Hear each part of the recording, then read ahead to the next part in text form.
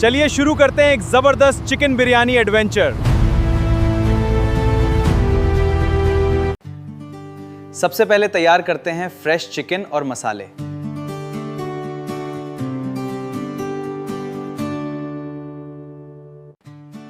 Chicken को अच्छी तरह मैरिनेट करेंगे ताकि हर बाइट में स्वाद भर जाए।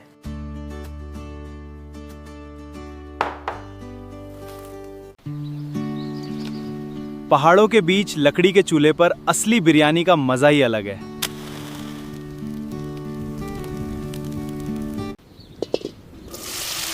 गोल्डन ब्राउन प्याज बिरयानी को खास फ्लेवर देते हैं।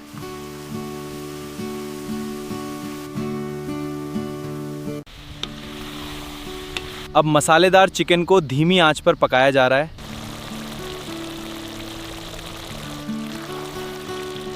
साथ ही बासमती चावल को परफेक्ट तरीके से तैयार करते हैं।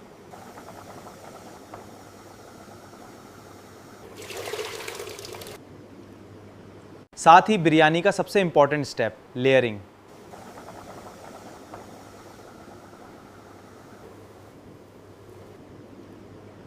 साथ ही पर दम लगने के बाद खुशबू दूर तक लेयरिंग।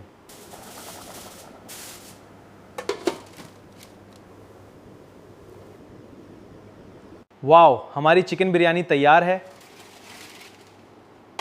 अगर पसंद आए तो लाइक और सब्सक्राइब जरूर करें। सालामारी